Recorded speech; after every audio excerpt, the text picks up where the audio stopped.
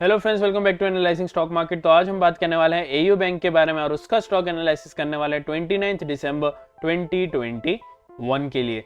चलिए अब हम जाते हैं सीधा हमारे चार्ट पे। यहाँ पे हमने चार्ट ओपन कर लिया है। तो ये चार्ट जो है मैंने अपने जीरोधा के अकाउंट से ओपन किया। अगर आपके पास अभी तक अपना डीमैट अकाउंट नहीं है तो नीचे लिंक मैंने डिस्क्रिप्शन में जीरोधा की और अपस्टॉक्स की दे दी है। अगर आप चाहे तो हमारे लिंक के थ्रू जो है अपस्टॉक्स में अपना डीमैट अकाउंट जो है वो बिल्कुल ही फ्री में ओपन कर पाओगे और वहां से जो अपनी ट्रेडिंग जर्नी जो है स्टार्ट कर पाओगे। तो चलिए अब हम बात करते हैं सबसे पहले एयू बैंक में आज के दिन क्या हुआ। तो यहाँ पे जैसे कि आप देख सकते हैं आज के दिन एयू बैंक में हमें 1.90% का यहाँ पे हमें नेगेटिव क्लोजिंग देखने मिला है और यहाँ पे क्लोजिंग जो हुई है वो हुई है 986.10 पे। तो क्या आने वाले दिनों में ऐसा ही जो यहाँ पे डाउन साइड रहने वाला है या फिर कोई अपसाइड मूवमेंट आने वाली है उस बारे में हम बात करेंगे। साथ ही साथ यहाँ पे कल के लिए आपका क्या सपोर्ट जोन और रेसिस्टेंस जोन जो स्टॉक में बनता है जरूर जो आपको यहाँ पे मार्क करके बताएंगे। बाकी यहाँ पे आज के क्लोजिंग के बेसिस पे हमें क्या लगता है कल स्टॉक में क्या हो सकता है जरूर हमारा ओपिनियन देंगे। तो चलिए अब जाते हैं सीधा हमारे वन डे के चार्ट में, वहां पे देखते हैं आने वाले दिनों में अभी भी स्टॉक में हमें क्या देखने मिलने वाला है। तो यहाँ पे जैसे कि आप देख सकते हैं वन डे का चार्ट हमने ऑलरेडी ओपन करके रख दिया। बात करोगे मैं वॉल्यूम की, वॉल्यूम यहाँ पे एवरेज से ज्यादा हमें वॉल्यूम जो आज के दिन देखने मिल रहा है। बात करूँ कैंडल की, कैंडल यहाँ पे मीडियम साइज की जो हमें कैंडल देखने मिली है, स्ट्रॉन्ग यहाँ पे बेरिश कैंडल जो हमें देखने मिल रही है। बात करूँ मैं आरएसआई की, आरएसआई यहाँ पे ओवरसोल्ड एरिया में जो आ चुका है, जो 29.75 के आसपास जो हो चुका है, मतलब यहाँ पे जो है अभी करंटली स्टॉक जो है ओवरसोल्ड हो चुका है। तो यहाँ पे क्या आरएसआई जो हमें इंडिकेशन दे रहा है, मतलब एक अपसाइड की इंडिकेशन जो दे रहा है वो ऐसा हो पाएगा या फिर नहीं वो तो हम आने वाले दिनों में देखेंगे। लेकिन करंटली अगर मैं बात करूं आरएसआई में, याद रखें आरएसआई हो या फिर और इंडिकेटर, हम जो है इंडिकेटर्स पे पूरा भरोसा नहीं कर सकते हैं। यहाँ पे कई और फैक्टर तो उससे हमें जो है जरूर कंसिडर करना चाहिए जब भी हम किसी भी स्टॉक में ट्रेड करें तब। बाकी यहाँ पे बात रही मेरे ओपिनियन के इस स्टॉक में अभी भी यहाँ पे स्टॉक जो है यहाँ पे पूरा का पूरा जो है नेगेटिव ट्रेंड में है।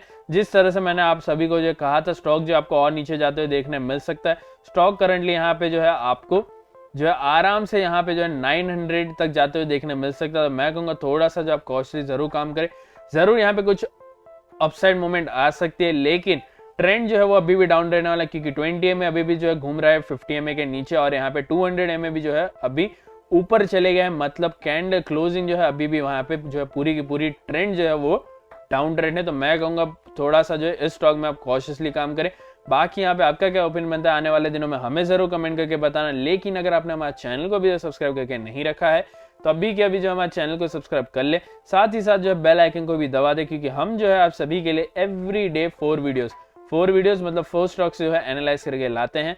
और यहाँ पे नेक्स्ट डे और आने वाले दिनों में जो स्टॉक में क्या देखने मिलने वाला है पूरा का पूरा यहाँ पे आपको जो चार्ट के बेसिस पे समझाने की कोशिश करते हैं। तो चलिए अब जाते हैं हमारे 1 आवर के चार्ट में, वहां पे देखते हैं कल के दिन स्टॉक में हमें क्या देखने मिलने वाला है। तो यहाँ पे 1 आवर का चार्ट जो हमने ऑलरेडी ओपन करके रख दिया। तो यहाँ पे जैसे कि आप देख सकते हैं ऑलरेडी यहाँ पे जो है हमारे पास सपोर्ट जोन और रेसिस्टेंस जोन सारे के सारे हमने हमारे जो है पुराने वीडियोस में जो मार्क करके रखे थे। तो यहाँ पे हमें फिलहाल जो है कोई भी ऐसा लगता है मार्किंग करने की जरूरत नहीं है, लेकिन फिर भी हम जो एक बार यहाँ पे देख लेते हैं।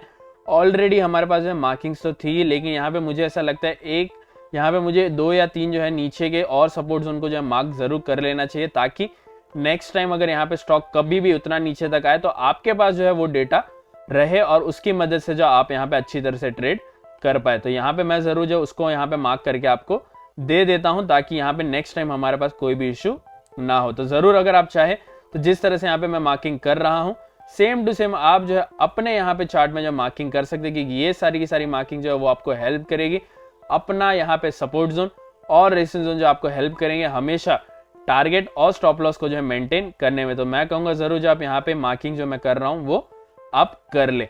अब बात रही यहाँ पे अगर आपने अभी तक हमारे कैंडल स्टिक पैटर्न के बारे में जो है यहाँ पे वीडियो जो हमने बनाया है वो नहीं देखे हैं तो यहाँ पे हमने जो हमारे चैनल पे एक प्लेलिस्ट बना है कैंडल स्टिक पैटर्न के बारे में। तो जरूर जो है उस प्लेलिस्ट को आप देखें हमारे चैनल में जाके और यहाँ पे किस तरह से बुलिश और बेरिश जो है आपको हेल्प करेंगे कैंडल स्टिक पैटर्न, वो सारी की सारी बात जो हमने कही है तो जरूर जो आप उसको भी देख लेते हैं। यहाँ पे हमने आज के दिन अच्छी खासी जो है मार्किंग जो है वो कर ली है। तो जरूर अगर आप चाहे तो हमारे वीडियो को जो है यहाँ पे पॉज करके मार्किंग कर सकते हैं। बात रही अब यहाँ पे हमारे क्लोजिंग की, 986.10 के आसपास जो यहाँ पे क्लोजिंग है। डायरेक्ट सपोर्ट यहाँ पे आता है 971.60 का। डायरेक्ट रेजिस्टेंस की बात करें तो यहाँ पे 987.70 का यहाँ पे डायरेक्ट रेजिस्टेंस जो है वो आता है। तो याद रखें डायरेक्ट सपोर्ट से डायरेक्ट रेजिस्टेंस का जो एरिया होता है वो होता है नो ट्रेडिंग एरिया। इसका मतलब है इस बीच में अगर आपको स्टॉक जो घूमते हुए देखने मिले तो यहाँ पे आपको बिल्कुल भी ट्रेड नहीं करना है, आपको जो वेट करना है दोनों में से किसी एक साइड में स्टॉक जो हमारा क्रॉस हो, और फिर यहाँ पे आपको कंफर्मेशन कैंडल को देखते जो अपना ट्रेड लेना है। बाकी यहाँ पे बात रही मेरे ओपिनियन की, तो मेरा ओपिनियन कहने से पहले मैं आप सभी को कल के लिए 2 इंपॉर्टेंट सपोर्ट जोन और 2 resistance zone after direct support और डायरेक्ट रेजिस्टेंस के बाद जो है मैं बता देता हूं। तो यहाँ पे डायरेक्ट सपोर्ट के बाद अगला सपोर्ट आता है 953.45 का, उसके बाद का सपोर्ट आता है 930.40 का, उसके नीचे भी यहाँ पे मैंने मार्क किया, जरूर जो उसको भी कंसिडर कर ले। अब बात रही यहाँ पे डायरेक्ट रेजिस्टेंस के बाद अगले रेजिस्टेंस की, तो 987.70 का यहाँ पे डायरेक्ट रेजिस्टेंस जोन के बाद अगला रेजिस्टेंस जोन आता है, उसके बाद का यहाँ पे रेजिस्टेंस आता है 1009.90 का। यहाँ पे मैंने 2 सपोर्ट और 2 रेजिस्टेंस जोन आपको बता दिए, जरूर जो उसको कंसीडर में रखते जो है कल के दिन ट्रेड ले। अब बात रही यहाँ पे मेरे ओपिनियन की, तो मेरा ओपिनियन इस स्टॉक में यहाँ पे मैं कहूंगा एकदम ही न्यूट्रल है। न्यूट्रल मतलब यहाँ पे जरूर मुझे ऐसा थोड़ा सा यहाँ पे जो है 51% यहाँ पे चांस है कि स्टॉक जो है हमें पॉजिटिव में क्लोज होते हुए देखने मिल सकता है, लेकिन यहाँ पे जो है हमें ऐसा लगता है 1% या तो पॉजिटिव 1% नेगेटिव हमें जो क्लोजिंग स्टॉक में देखने मिल सकती है।